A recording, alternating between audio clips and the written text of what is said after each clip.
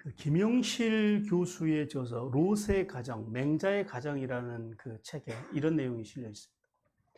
매스컴과 인터넷이 너무나 발달한 이 문명사회는 우리 생활의 편리함과 도움을 주고 있다. 그러나 사단의 세력은 이러한 것들을 통해서 우는 사자와 같이 우리와 우리 자녀의 영혼을 갉아먹고 있다. 악한 이 시대에 우리 자녀들을 지켜야 할 사명이 부모에게 있다. 부모들은 몸과 시간과 물질을 다해 자녀를 정성으로 돌본다. 그러나 시간과 공간을 넘어 그들을 24시간 지켜낼 수 없다. 어떻게 해야 악한 영향력에서 자녀들을 평생 지킬 수 있을까? 내가 하나님의 일 열심히 하고 있으니까 우리 자녀들은 하나님이 알아서 키워주실 거야 라고 우리는 흔히 말하곤 한다. 하지만 부모는 하나님께 지혜를 구해서 자녀들의 평생을 하나님 앞에 세우는 일에 힘을 내야 한다. 부모 자신이 이에 대한 지식과 신념과 성경적인 지식이 있다면 악한 이 시대에서 자녀를 지켜낼 수 있을 것이다. 롯의 가정은 자녀의 교육에 실패한 대표적인 경우이다. 소돔과 고모라에서 볼 것, 못 볼 것 다 보고 자라난 두 딸은 아버지와 동침의 자녀를 얻는다. 그렇게 태어난 후손은 대대로 이스라엘을 괴롭히는 모압과 암몬 족속이 되어 오늘날까지 미디안 족속으로 남아있다. 롯의 가정이 보여주는 교훈이 무엇인가? 환경이 자녀에게 좋지 않은 영향을 미칠 것이라는 생각이 들면 더 이상 어리석게 주저앉아 있으면 안 된다. 우리 집은 어떤가? 컴퓨터와 텔레비전이 문명생활에 없어서는 안 될 도구들이지만 그것들을 지혜롭게 사용하도록 부모는 자녀가 어려서부터 확실히 지도해야 한다. 좋은 것을 볼 수 있고 좋은 소리를 들을 수 있는 곳에서 우리 자녀들이 자라나게 해야 한다. 우리가 부족하다면 지혜가 많으시고 후해 주시는 하나님께 도움을 구하자. 이런 글입니다. 자, 하나님께서는 오늘 본문을 통해서 소돔과 고모라의 그 불심판을 통해서 동성애를 비롯한 이 성적인 타락한 사회를 어떻게 심판하신지에 대해서 오늘 주님께서 우리에게 말씀하십니다. 그리고 아브라함의 중보를 통해서 부모의 기도의 위대함, 영적인 부모, 육적인 부모의 그 기도의 위력이 얼마나 큰 것인지에 대해서 말씀하시고요. 또 이 롯과 두 딸의 이 근친 사건을 통해서 타락한 부모의 그 죄의 영향력이 얼마나 무섭게 자녀에게 흘러가는지에 대해서 오늘 본문을 통해서 우리에게 말씀합니다. 자, 오늘도 주님께서는 본문을 통해 저희들에게 크게 두 가지의 메시지를 주시는데요. 첫 번째 메시지 같이 읽겠습니다. 시작. 하나님께서는 회개하지 않는 자는 불로 심판하시고 은혜 안에 들어오는 성도에게는 구원을 베푸신다라고 말씀합니다. 먼저 23절과 26절을 보니까요. 불과 유황으로 소돔과 고모라를 심판하신 하나님에 대해서 말씀합니다. 하나님께서는 이 롯이 소알성으로 들어가자 그 들어가는 순간부터 하늘에서 유황과 불을 비같이 내려서 소돔과 고모라 성과 그 주변에 있는 온 들과 그 성에 거하는 모든 사람들, 모든 백성들, 그곳에 있는 풀 한 포기까지 하나님께서 다 뒤엎어 멸하셨다라고 말씀합니다. 이 성경학자들은 이 소돔과 고모라의 위치를 대체로 어디로 보냐면 사해바다가 이렇게 고구마처럼 생겼거든요. 크기가, 모양새가 그 남쪽으로 봅니다. 남쪽. 그렇게 보는 데는 크게 그 두 가지의 이유가 있습니다. 첫 번째는 뭐냐면, 그러니까 그 사해의 남서쪽, 그 남서쪽에 어떤 산이 있냐면요. 에벨 우스돔이라고 하는 산이 있습니다. 에벨 우스돔. 이게 그 아랍어로 하면은 소돔의 산이라고 하는 뜻입니다. 그러니까 소돔의 산. 그러니까 그 산 근방 어디에, 그 산 앞에, 그 산 아래에 소돔성이 있었을 거라는 거예요. 이제 그렇게 추정을 하고요. 또 하나는 뭐냐면은 그 사해의 깊이 때문입니다. 사해는 보통 그 수심이 한 300m 정도 됩니다. 깊은 데는. 한 300m 그 정도 되는데, 사해 남쪽, 그러니까 사해 남쪽 그 제법 넓은 지역인데요.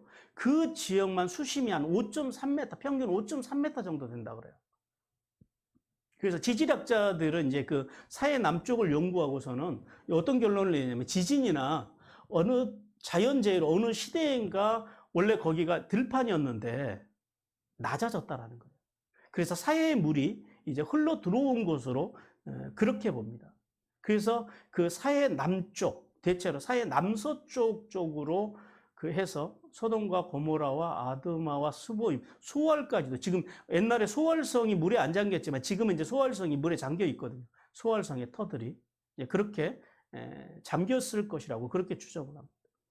자, 소돔과 고모라의 사람들, 하나님께서는요, 그들이 돌아오기를 위해서 하나님께서 천사까지 보내셨어요. 천사까지 보내셨어요. 그런데 그들이요, 돌아오지 않아요. 그리고요, 그들이 이제 지금 새로운 아침을 맞이하기 위해서 이제 또 잠에서 막 깨어나려고 하고 있습니다. 해가 뜨기 시작할 때 그들이 새로운 아침을 맞이하려고 하는, 새로운 한날을 맞이하려고 하는 그 아침에 갑자기요, 하늘로부터 뭐가 내려와요? 유황과 불이 내려와서 어떻게 쏟아지냐면 비같이 쏟아졌다고 합니다. 비같이 쏟아져서 그들이 모두 멸망했다라고 성경 우리에게 말씀합니다. 천사까지 보내셔서 돌아오기를 원했지만 그들은 어떻게 해요? 천사마저도 자신들의 어떤 욕망을 채우기 위한 도구로 삼으려고 했다. 그러니까 얼마나 소돔과 고모라 사람들이 악에 물들어 있는지를 주님께서 알게 하십니다. 동성애와 같은 죄악에 빠져 있는 그들은 임박한 그 심판의 날 앞에서도요, 그 죄악의 집에서 오늘도 일어나서 새로운 한날을 맞이해서 어떤 죄악 가운데 살아갈까를 연구하면서 그들이 육신적인 새 아침을 맞이합니다. 근데 그 육신으로 맞이하려고 하는 그 새 아침에 뭐가 임했다고요? 하나님의 재앙이 임했다라는 거예요. 성도 여러분, 오늘 본문을 통해서 하나님께서는 우리에게 세 가지의 말씀을 하십니다. 첫 번째는 뭐냐면 예수님이 재림주로 오시는 이 종말의 사건, 그러니까 우주적인 종말과 그리고 개인의 종말을 맞이하는 인간들에게 두 가지 태도를 오늘 본문 속에서 우리는 발견할 수 있다는 거예요. 첫 번째는 뭐냐면 종말이 갑작스럽게 오는 사람들이 있습니다. 갑작스럽게 종말을 맞이하는 사람들이 있어요. 세상은 영원하다, 안전하다, 평안하다고 말하면서 세상에요, 번영과 만몬에 빠져서 하나님의 심판의 경고를 무시하고 오늘 소돔 사람들처럼 그 하나님의 심판의 메시지를 듣지 않고 그 롯의 사위들처럼 하나님의 말씀을 농담으로 여기고 희롱하면서 살아가는 사람들, 그리고 먹고 마시고 그리고 동성애를 비롯한 이 비상상적인 것에 그런 것들을 즐기며 살아가는 사람들, 그런 사람들에게 멸망은요, 갑작스러운 것이라는 거예요. 우리 누가복음 17장 26절에서 30절 같이 읽겠습니다. 시작. 노아의 때와 대응과 같이 인자의 때에도 그러하리라.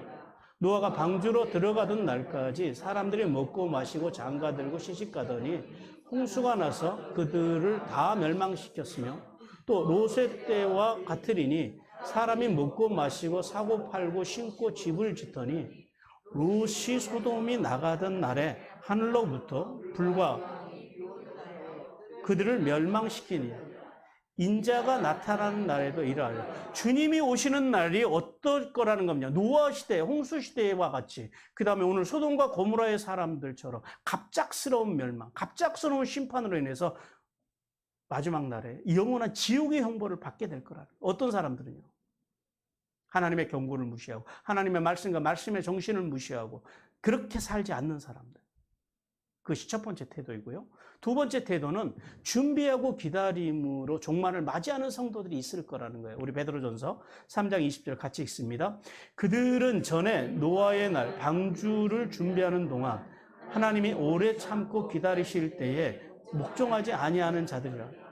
방주에서 물로 말미암아 구원을 얻은 자가 몇 명뿐이니 겨우 8명이라. 노아의 8가족과 또 이런 비슷한 사람, 비슷한 예화가 그 신약 성경에도 나오죠. 예수님께서 슬기로운 5처녀의 비유, 10처녀의 비유인데 그 중에 지혜로운 슬기로운 5처녀는요, 주님이 오실 때를 준비하고 살아갑니다. 그 슬기로운 5처녀처럼 임박한 하나님의 심판, 그 심판에 대한 경고를 매 순간 깨닫고 종말론적인 신앙으로 살아가는 사람들, 늘 주님이 오실 날을 고대하고 살아가는 사람들, 오늘 주님이 오신다 그래도 전혀 이상하지 않을 것처럼 매일매일 자신의 마음을 관리하고 생각을 관리하면서 말씀과 말씀의 정신으로 살아가는 사람들, 그들의 사람들에게 종말은요, 두려움일까요? 구원의 날일까요? 구원의 날이라는 거예요. 그러므로 오늘 이 유황불로 이제 멸망하는 이 소돔과 고모라를 통해서 종말을 맞이하는 두 종류의 사람에 대해서 주님께서 말씀하셨습니다. 그러므로 구원받은 성도들은요, 세상에 주는 쾌락과, 즉 세상의 번영과 만몬과 기복주의에서 벗어나서 말씀과 예배와 기도, 즉 본질에 충실한 신앙을 통해서 주님의 오실 날을 예비하는 신앙으로 복된 삶을 살아가기를 주님께서 원하십니다. 두 번째는 뭐냐면요, 하나님의 심판은 분명하고 철저하고 엄정하게 내려질 거라는 겁니다. 오늘 우리가 살아가는 이 세상은요, 부패와 부정지수가 옛날보다 우리가 많이 좋아졌습니다. 사회가 또 이제 과학이 발전하면서 물질 문명도 많이 발전했고요. 그래서 많이 좋아졌습니다. 그런데 좋아진 것도 있지만 상대적으로는요, 동성애와 같은 이 성적인 타락, 그 다음에 이 사회적인 이 도덕적인 불륜, 비윤리적인 삶, 이런 것들은요, 갈수록 더 기승을 부리고 있다는 거예요. 또한 이 과학과 물질 문명의 발달로 인해서 이제 사람들이 하나님 없이도 살 수 있는 것처럼 인간의 교만이 갈수록 높아져 가고 있다는 거예요. 옛날에 대비해서. 자, 보십시오. 요단들이 롯의 눈에 어떻게 비쳤어요? 그 창세기 보니까요, 여호와의 동상같이 보였다 그럽니다. 그러니까 요단들, 그러니까 소돔과 고모라가 있었던 그 요단들이 그렇게 아름다운 곳이었다라는 거예요. 그러나 아무리 아름다운 곳일지라도요, 아무리 오늘 우리가 살아가는 이 세상이 요단들과 같고 여호와의 동상과 같다 할지라도요, 하나님의 말씀과 말씀의 정신으로 살지 않고 또 회개하고 돌아오지 않으면요, 어떻게 된다고요? 하나님의 심판을 면할 길이 없다라는 거예요. 그 하나님의 심판은 분명하고도 철저하고 엄정하게 내릴 거라는 사실을 깨닫기를 주님께서 원하십니다. 그러므로 성도는 하나님의 말씀에 대항하며 불법과 부도덕과 반역으로 일관하는 그 자들 앞에서 우리가 잘 살아야 됩니다. 어떻게 사는 게 잘 사는 거예요? 말씀과 말씀의 정신으로 사는 것, 그리고 인 그리스도로 사는 것. 이게 이제 일종의 인 그리스도라고 하는 말은 언어의 유의입니다. 언어의 유의. 그리스도인인데 그 그리스도인에서 그 인자를 앞으로 끌고 온 거예요. 무슨 말이냐면은 오늘날 자칭 그리스도인이라고 하는 교인들은요, 교회 가운데 차고 넘칩니다. 그런데 인 그리스도인. 그래서 제가 이 인자를 두 개를 씁니다. 한자로 인자를 쓰고 영어로 인자를 씁니다. 인간이 된 그리스도인. 사람이 된 그리스도인. 하나님 보시기에 괜찮은 그리스도인. 그래서 한자로 인자를 씁니다. 그 그리스도인이 되어야 한다는 거예요. 하나님께서 그런 그리스도인을 찾는다라는 거예요. 인격, 그래서 우리가 그걸 인격 신앙인이라고. 그래서 인격 신앙인이 되려면 어떻게 해야 돼요?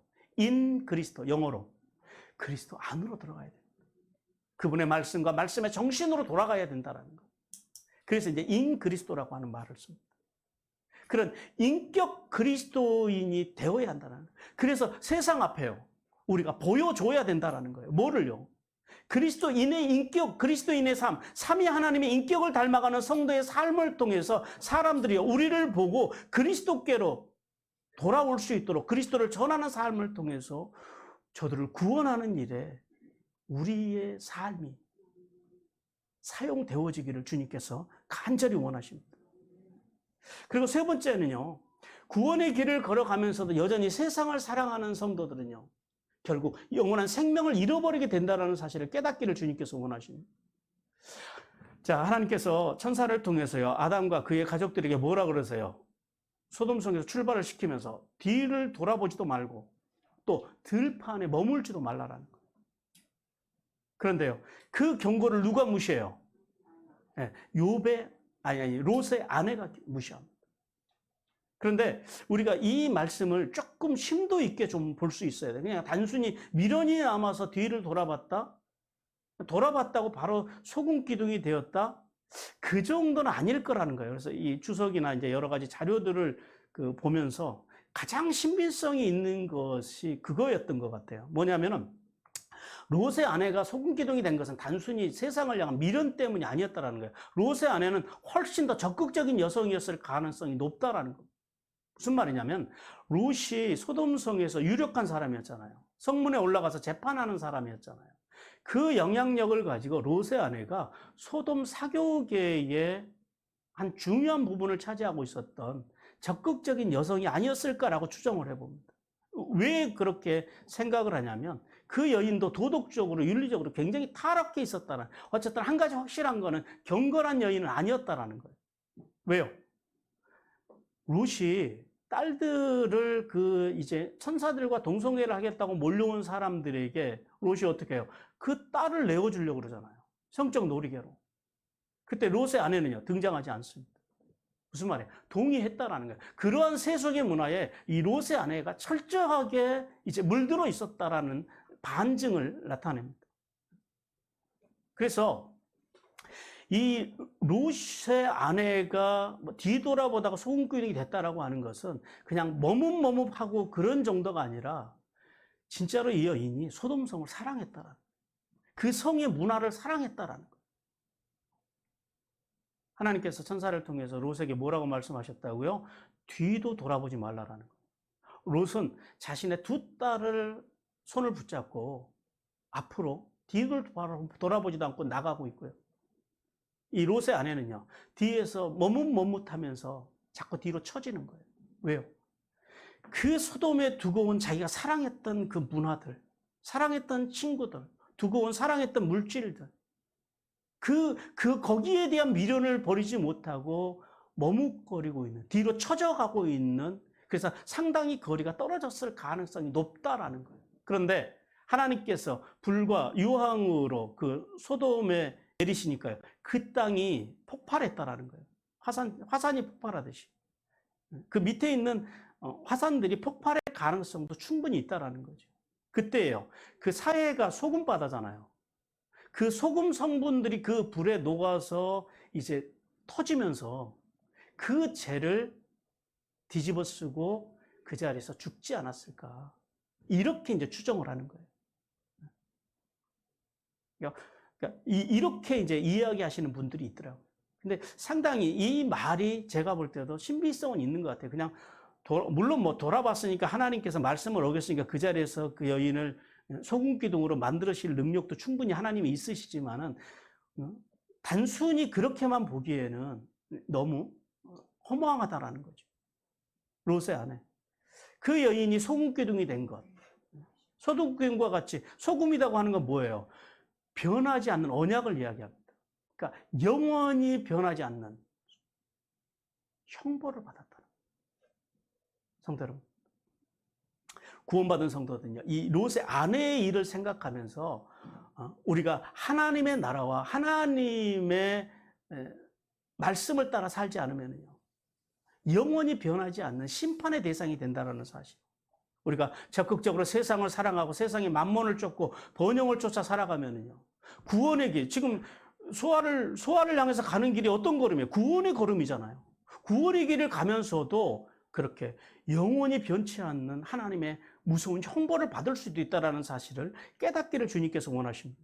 우리 빌립보서 3장 13, 14절 같이 읽습니다. 형제들아, 나는 아직 내가 잡은 줄로 여기지 아니하고 오직 한 일, 즉 뒤에 있는 것을 잃어버리고 앞에 있는 것을 잡으려고 표대를 향하여 그리스도 예수 안에서 하나님이 위에서 부르심의 상을 위하여 간다. 롯의 아내의 이 소금기둥의 사건을 통해서 우리가 지금 아무리 지금 구원의 길을 가고 있다 할지라도, 아무리 구원을 받았다 할지라도 이 세상 속에서 우리가 롯의 아내처럼 마음과 생각을 관리하지 못하고 세상을 사랑하고 세상의 그런 악한 문화들을 사랑하는 것에 빠져버리면요, 롯의 아내와 같이 영원히 변치 않는 하나님의 형벌을 받는 소금기둥이 될 수밖에 없다는 사실, 그 형벌을 받을 수밖에 없다는 사실을 깨닫기를 주님께서 원하십니다.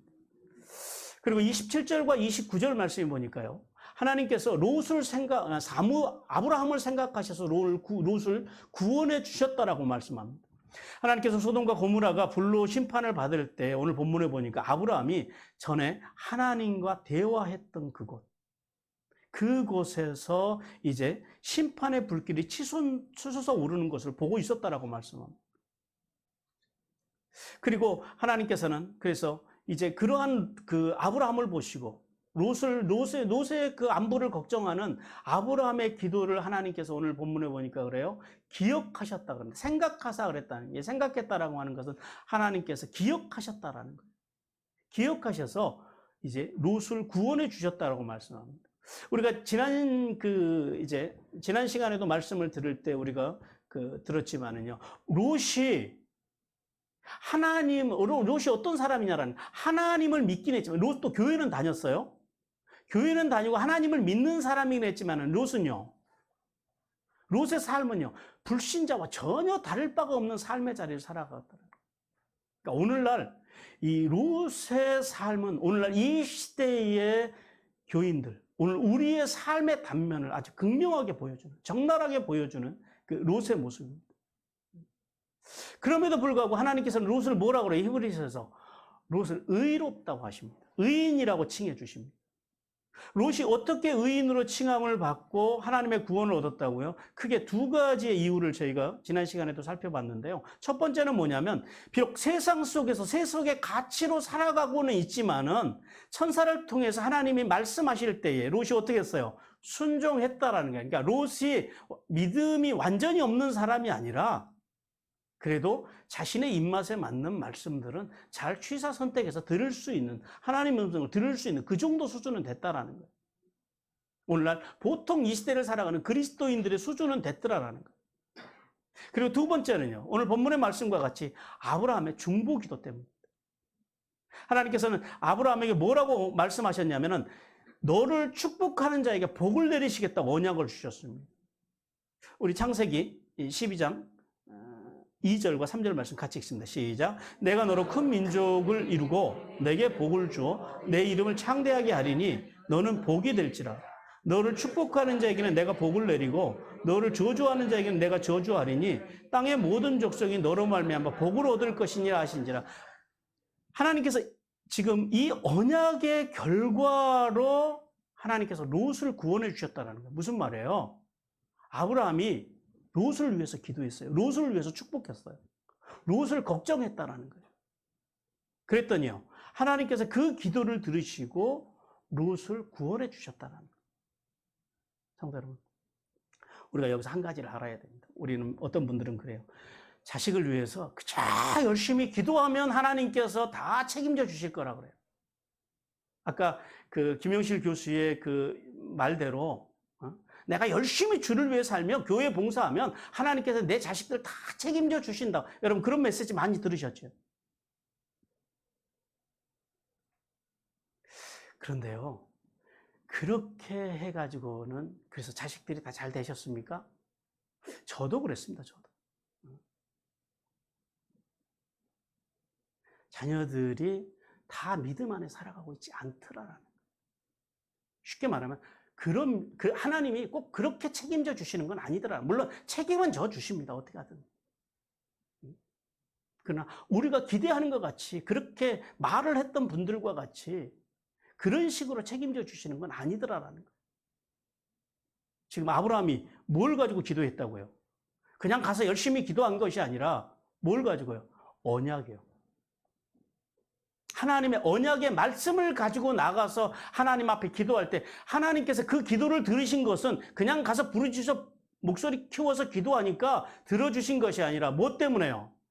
하나님과 아브라함이 맺은 그 언약을 기억하셨다라는 거예요. 정확하게 말하면 아브라함의 기도를 기억하신 게 아니라 아브라함의 기도가 뭘 근거를 하고 있어요? 말씀. 언약을 근거로 했기 때문에 하나님께서 그 언약을 기억하사 아브라함의 기도를 들으셨다라는 거예요. 우리 이걸 알아야 됩니다. 그래서 우리가 왜 성경을 공부하고 왜 우리가 말씀을 바로 알아야 돼요? 왜 우리가 열심히 기도하는데도 기도의 능력이 없냐면 언약이 없기 때문에 그렇다는 거예요. 오늘 롯이 구원을 받는 것은 아브라함의 기도도 아니고요. 롯의 공로도 아니에요. 뭐예요? 아브라함은 뭘 기반으로 기도했다고요? 언약을 가지고 기도하고. 그래서 언약을 가지고 하나님 앞에 나와서 기도하는 아브라함의 기도를 하나님께서 들으셨다는 거예요. 하나님께서 기억하셨다는 거예요. 왜냐? 당신이 한 약속을 기억하셨다는 거예요. 그러니까 열심히 기도했더니 하나님께서 들으셨다. 그것은 사람이 기도한 거잖아요. 근데 하나님은 사람의 기도를 듣지 아니하시고 당신이 한 말씀을 기억하십니다. 그래서 성경을 바로 알아야 돼요. 그리고 말씀을 가지고, 언약을 가지고 하나님 앞에 나가서 기도할 줄 알아야 된다라는 거예요. 성도 여러분. 인간은 어떤 경우에도 하나님의 말씀과 말씀의 정신으로 살 수 없는 존재예요. 우리가 말씀과 말씀의 정신으로 삽시다라고 말은 하지만은 그게 안 되는 존재가 누구라고요? 우리라고요. 그리고요, 우리는 우리 어떤 행위로도, 우리가 어떤 기도나 어떤 봉사나 그 어떤 것으로도 인간은요, 결코 의로워질 수 없고 하나님의 보좌를 움직일 수 있는 힘이 인간에게는 없다라는 거예요. 우리가 좀 한 차원 더 나가야 돼요. 그냥 기도해야지, 기도하면 하나님의 보좌가 움직인다고 하는데 그냥 무조건 기도해가지고는 하나님의 보좌가 움직이지 않는다라는 사실을 깨달아야 돼요. 뭘 가지고 기도해야 된다고요? 말씀. 언약을 가지고 기도해야 된다. 이걸 우리가 알아야 됩니다. 롯과 같이 구원받을 아무 자격도 없는 우리가요, 왜 구원을 받았어요?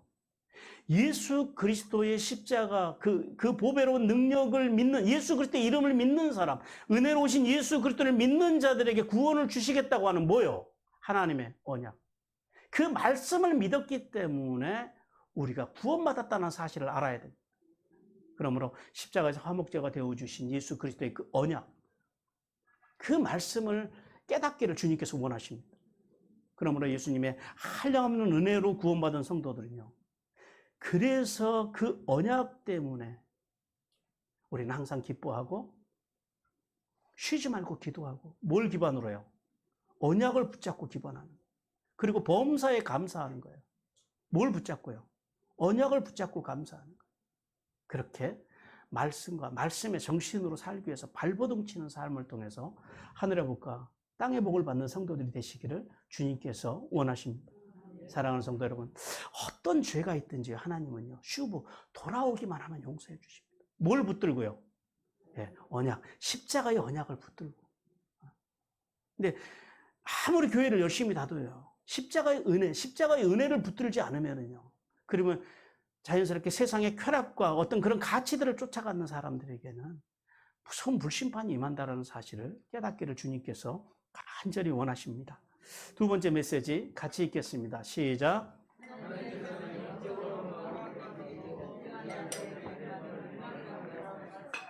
예. 영적으로 무감각해지고 무지한 자들에게 그 인생의 결말은요, 멸망이라. 먼저 그 30절과 35절을 통해서 아버지 롯과 동침한 두 딸에 대한 이야기가 나옵니다. 하나님께서는 하나님의 전적인 은혜로 구원받은 이 롯이, 오늘 성경 말씀에 보니까 여전히 하나님의 보호하심을 믿지 못하고 두려움 속에서 소아를 떠나서 산으로 올라갔다라고 말씀합니다. 그랬더니요, 그 산에서요, 무슨 일이 일어나냐면 이 타락한 문화 속에서 살아난 이 두 딸이 아주 기가 막힌 일을 벌입니다. 그러니까 두 딸이 자식을 얻고자 하는 그 욕망 때문에 아버지에게 술을 먹여 근친상간이라고 하는 극악무도한 죄를 저지릅니다. 자, 오늘 본문을 통해서 하나님께서는 이 말씀과 말씀의 정신으로 살지 않고 세상의 번영과 만몬을 따랐던 사람 롯, 그의 인생의 결말이 비극이었다고 말합니다. 비참함이었다고 말합니다. 그러면은 왜 롯이 이 비참한 인생의 결말을 마주할 수밖에 없었냐라는 거예요. 오늘 본문은 크게 두 가지를 우리에게 말씀하는데요. 첫 번째는 뭐냐면 두려움입니다. 처음에 하나님께서 산으로 가라고 명령하셨을 때 롯이요, 뭐해요? 머리를 굴립니다. 지난주에 말씀드린 대로 이제 그랬을 거라는 거예요. 성경에 나와 있지는 않으니까. 자, 아무리 소돔과 고모라 같아도 그 들판은 타지 않을 거라고 생각을 했을 거예요. 그러면 거기에 자기의 대부분의 재산들이 다 들에 있잖아요. 목축업을 하고 있는 사람이니까. 그리고 산이 아니라 소알이라고 하는 도시에 들어가서 다시 자기가 그 재산을 기반으로 해서 재기할 수 있을 것이라고 하는 생각을 했을 수 있을 것 같아요. 그런데 어떻게 됐어요? 하나님께서 소돔과 고모라만 태운 것이 아니라 그 앞에 있는 모든 들판까지 다 태워버리십니다. 그 일로요, 소돔과 고모라뿐만 아니라 모든 것이 불탈 때에 롯이 그동안 쌓아왔던 모든 명예와 부는요, 한순간에 다 잿더미가 되어버립니다. 그리고 오는 길에요. 아내도 이렇지요. 소돔성이 불탈 때 또 사위도 이렇지요. 그리고 또 와서 막상 소활성에 와서 보니까요. 소활성이라고 해서 크게 달랐을까요? 정도의 차이는 있었겠지만 그 가나안 문화가 크게 다르지 않았다라는 거예요. 그 속에서 이 롯이 어떤 마음을 가졌을까요? 그러니까 두려움을 갖는 건 이건 당연한 거예요. 이 소활성도 저렇게 소돔과 고모라처럼 불타지 않을까? 심판받지 않을까? 도시에 있는 게 성 안에 있는 것이 이제 두려워졌을까요? 아니면 이제 안전하다고 생각했을까요? 충분히 두려움을 느끼는 것이 정상입니다. 그래서 롯이 이제 그때서야 기억을 합니다. 산으로 가라고 하는 하나님의 말씀을 기억하고 산으로 올라갑니다. 사실은 이 산으로 올라간다고 하는 것은 이상한 건 아니에요. 이게 부정적인 건 아니에요. 왜냐하면 이 고대 사람들, 우리도 그렇잖아요. 우리나라도 고대에는 이게 다 산성 문화잖아요. 전쟁이 일어나면 우리는 다 어디로 가요? 산성으로 올라갑니다. 산성으로. 여기 뭐 북한 산성도 있고 남한 산성도 있고. 왜 그래요? 산에 올라가서 방어하면 적들이 못 쳐들어오거든요. 그러니까 산이라고 하는 것은 어떤 의미냐면은 나그네들에게는 임시 거처이고 전쟁이나 재난을 피하는 피난처였다라는. 그래서 성경에서는 하나님이 산에 계시다라는 표현들이 많이 나옵니다. 그러니까 산이라고 하는 것은 산으로 간 것에 대해서는 부정적인 의미로 보면 안 됩니다. 그 산으로 올라가는 것은 재난을 피해서 올라가는 것은 자연스러운 모습이라는 거예요. 그런데 자, 롯이 산으로 올라가는 그 이면에는요, 뭐가 있어요? 그 이면을 읽을 줄 알아야 됩니다. 하나님의 말씀을 향한 불순종과 불신앙이 자리 잡고 있다는 거예요. 왜 롯이 산으로 간 것이, 하나님이 산으로 가랬으니까 산으로 갔잖아요. 그게 왜 불신앙이고 불순종입니까? 이유가 있어요.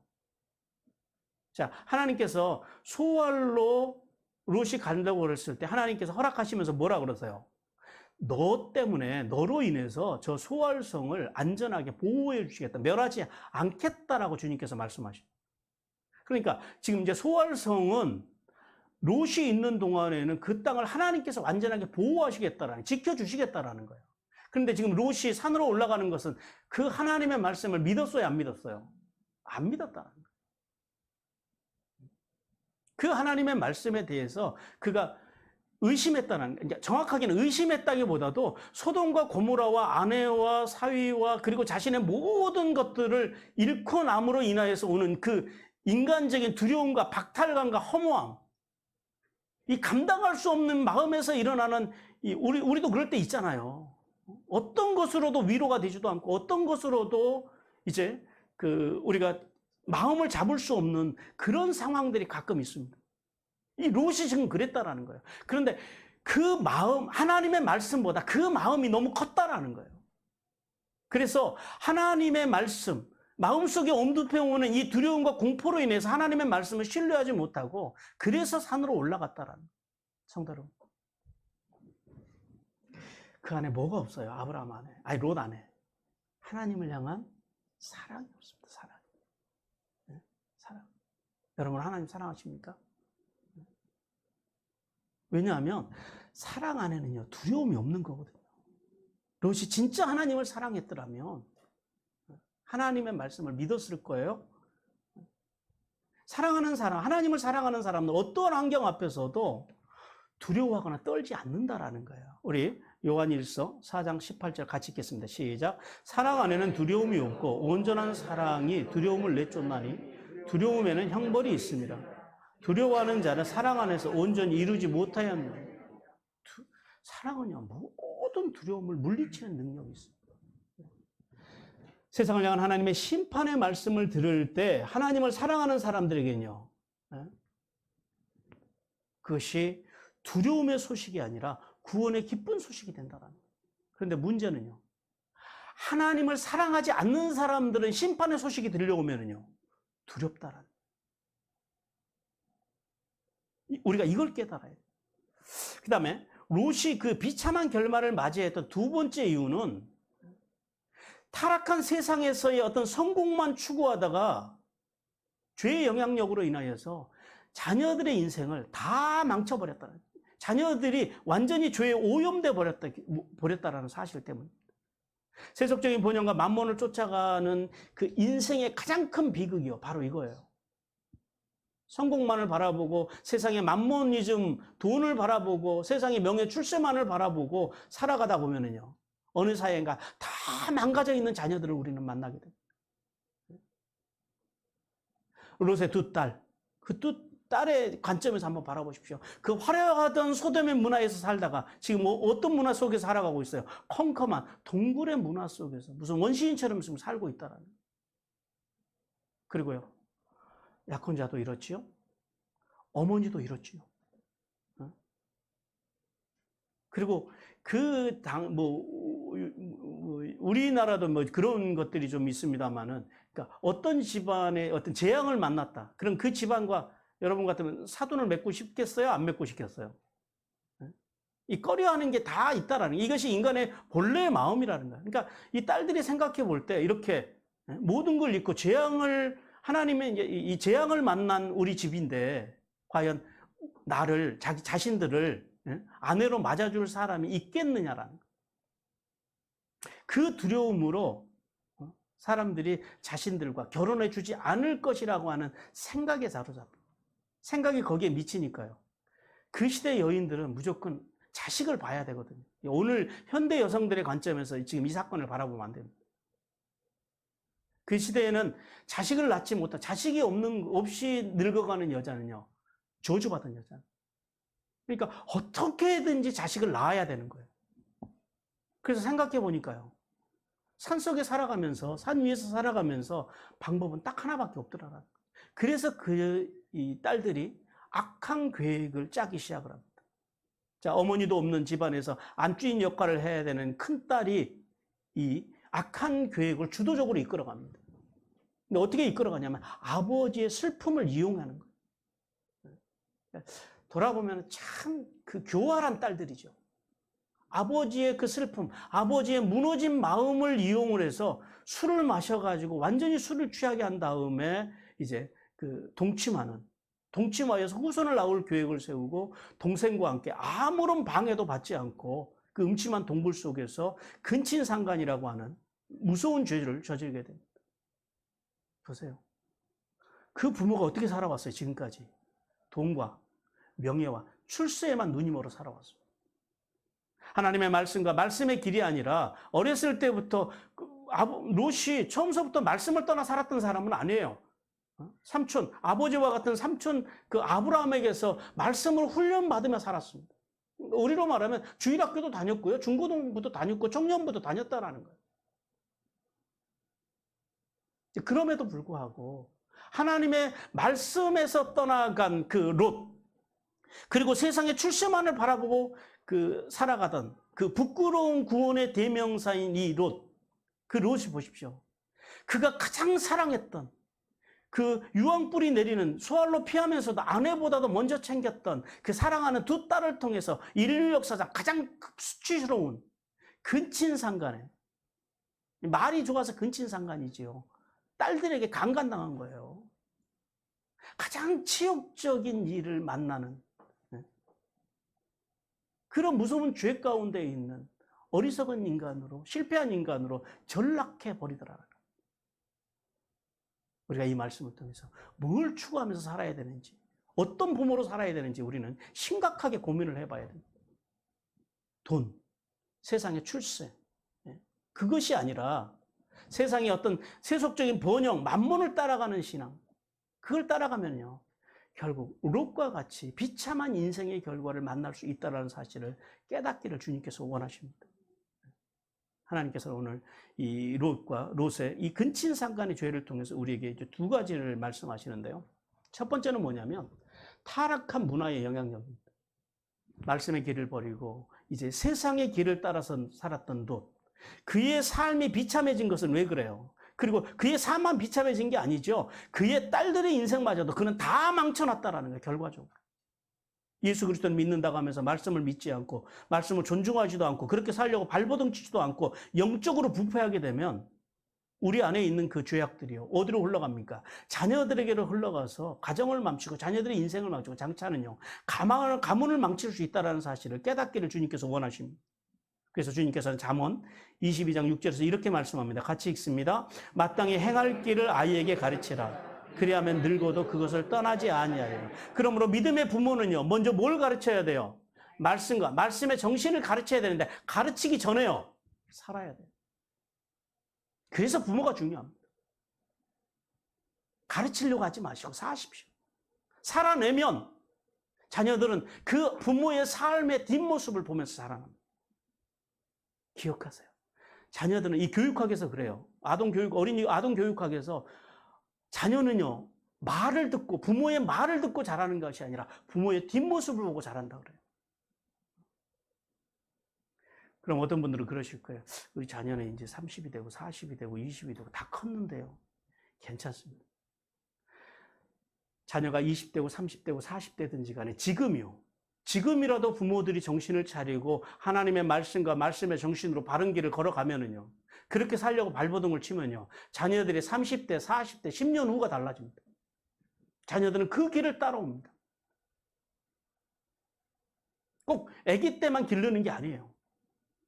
자녀는요, 60, 70이 돼도 그냥 다 자녀입니다. 자녀가 설령 60, 70이 됐다 그래도 8순, 9순 되는 부모님이요, 그렇게 말씀 안에 살아가면요, 그 자녀들이 10년 뒤에는 그 부모님의 삶을 보고 배우고 따라온다라는 거예요. 기억하십시오. 자식은 부모의 작품입니다. 여러분도 여러분의 부모님의 작품이듯이. 그래서 부모님이들요, 바르게 살아야 됩니다. 그래서 마땅히 행할 진리의 길을 보여주라라는 거예요. 뭘 통해서요? 인격신앙을 통해서요. 두 번째는 영적으로 깨어있지 않으면 자신도 모르게 죄의 올무에 사로잡힌다는 사실을 깨닫기를 주님께서 원하십니다. 자기 아내, 그리고 평생 일궈온 부, 명예 다 잃어버린 롯. 그래서 육체적인 그 상실감에 빠져서 이제 그 마음을 헤아리지, 그 마음 속에서 빠져나오지 못하고 하는, 그 상실감에서 빠져나오지 못한 롯. 그 롯이요, 딸들의 악한 목적을 가지고 저지른 이 수치스러운 범죄에서 아무것도 모른 채 속수무책으로 당하고 있다고 성경은 말씀합니다. 오늘 우리 한국 교회 안에 이렇게 롯과 같이 경건의 모양도 없고 경건의 능력조차도 없는 성도들이 넘쳐나고 있으면 하나님의 아픔입니다. 온통 영적인 소경이 되어서 세속적인 번영과 만몬과 기목주의에 취해서 롯의 비참한 길을 따라가고 있다는 사실을 우리는 따라가고 있지 않는지 우리 스스로를 돌아보기를 주님께서 원하십니다. 그러므로 성도들은요, 말씀과 예배, 기도, 그것으로 깨어 있어야 합니다. 오늘도 두루 삼킬 자를 찾는 마귀를 대적해야 합니다. 그리고 그렇게 승리의 삶을 통해서 하늘의 복과 땅의 복을 받는 성도들이 되기를 주님께서 원하십니다. 마지막으로 36절과 38절 말씀을 보니까요, 두 딸로 인해서 이제 모압과 암몬 족속의 조상이 된 롯에 대해서 말씀합니다.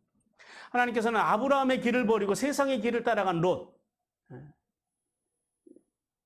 그리고 그와 또 그 아내의 영향력 아래서 자라난 그 두 딸이 오늘 성경 말씀에 보니까 근친상간이라고 하는 제약을 통해서 각자 아들을 낳았다고 말씀합니다. 그러면서 큰 딸이 아들을 낳고 이름을 뭐라 그래요? 모압. 이 모압이라고 하는 말이요, 아버지로부터라고 하는 뜻입니다. 아부가 아버지거든요. 모아부, 아버지로부터 태어났다는 거예요. 그 다음에 그 두 번째 딸도 아들을 낳는데 이름을 벤암미라고 짓습니다. 벤암미. 이게 뭐냐면 내 아버지의 아들이라는 거예요. 우리 같았으면 설령 그렇게 했어도요, 감추려고 그럴 거예요. 근데 얼마나 이 롯의 두 딸이 세상 문화에 오염돼서 타락했는지요. 아버지로 인해서 자식을 낳았다고 하는 건 세상에 다 드러나 버립니다.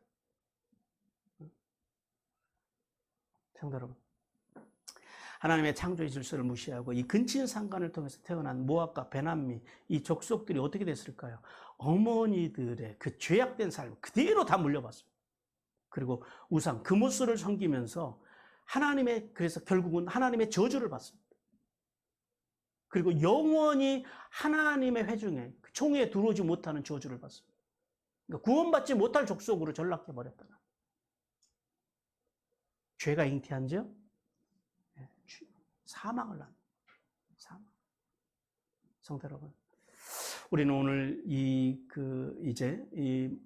롯의 두 딸로 생겨난 이 모압과 암몬, 이 베남미의 이 족속들을 통해서 우리가 어떻게 살아가야 되는지, 부모로서 어떻게 살아가야 되는지를 우리는 고민해야 돼요.